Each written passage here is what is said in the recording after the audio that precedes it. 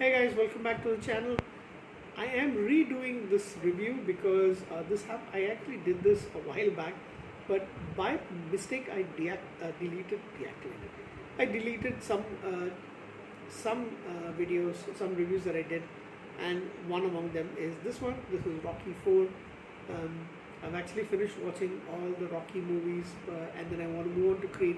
But before doing Creed, I thought I'll quickly rewatch the movie to get some points in. I'm just going to tell you to give you a brief outlay of Rocky 4 and tell you what I liked about it.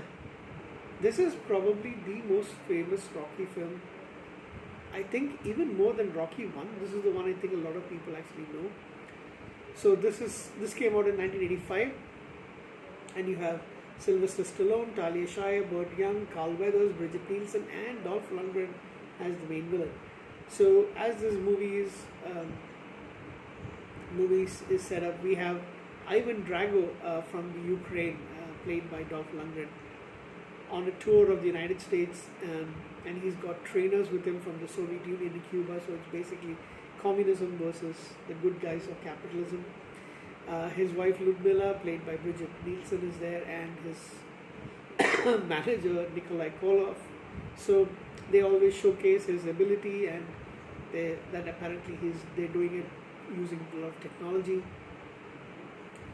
and they showcase him as being something of an icon of their superiority, which they claim to be above the United States and the rest of the West. So he wants to fight and be declared the best. So a problem that a lot of Americans would have with somebody else trying to be the best. Apollo Creed challenges Drago to an exhibition match. Rocky doesn't want him to do it, but he eventually agrees and says he will help be on his corner, help him to train and all that stuff. It's an exhibition bout in Las Vegas, I think the MGM Grand Hotel. And initially, there's a lot of pomp and splendor. They play Living in America with James Brown performing it, and a lot of showgirls, and they come in. Initially it's all kind of like friendly a little bit, but Drago starts pummeling him, like punching him with devastating effects. He gets knocked, and Rocky tells him to stop the match, but Apollo refuses and tells him under no circumstances will you throw in the towel.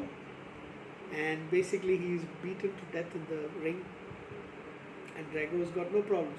There is some initial problems with the law because of the death, after the funeral and all that stuff, after meeting the wife, and Rocky gets really upset, so he decides to challenge Drago himself. However, it is an unsanctioned 15-round match, so therefore he has to give up his championship belt, his role as a champion. They decide to do this match in Russia, against his wife's wishes, against his family wishes. Rocky decides to go to the Soviet Union. Excuse me. And he decides to train out in the cold wilderness, while Drago is doing everything indoors with using a lot of technology. He does it old style. His wife and brother-in-law, they decide to join him to support him and stuff. Finally, the match is held, and initially it's a lot of hostility from the Soviet fans, the military people. They're all like booing him, and they fight. After several rounds, the hostile crowd starts slowly cheering for Rocky, for Balboa, because he's showing that he is a champion, and they see that he is kind of a match for their very best, so they grudgingly support him. Drago gets crazy, but towards the end he wins, and then there's a big cheering going on for Rocky, even in Soviet Russia. And then he says a victory speech. I'm going to read it out over here. So he tells the crowd, like, initially you were against me, now I see that, the mutual respect that he's seen. He says, during this fight I've seen a lot of changing, the way you felt about me and the way I felt about you. In here there are two guys killing each other, but I guess that's better than 20 million, with war and stuff. I guess what I'm trying to say is, if I can change and you can change, everybody can change. He gets a thunderous round of applause, and his family take him, and they basically go have a wonderful Christmas with his family and all that, good tree and all those things. So yeah, that's basically the movie. A couple of things I do want to say about this.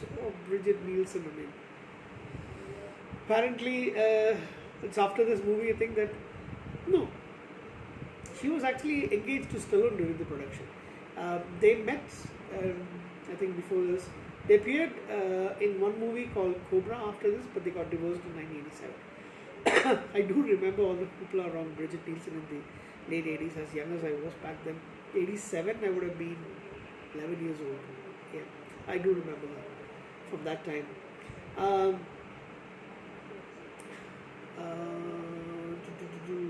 Talia Shire, of course, is in it. Burt Young as well in it.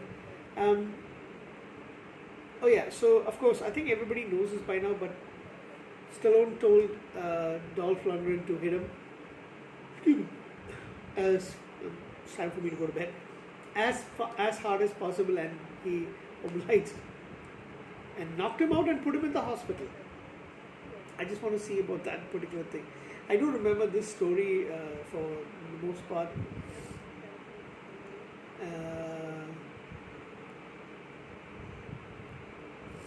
Anyway, so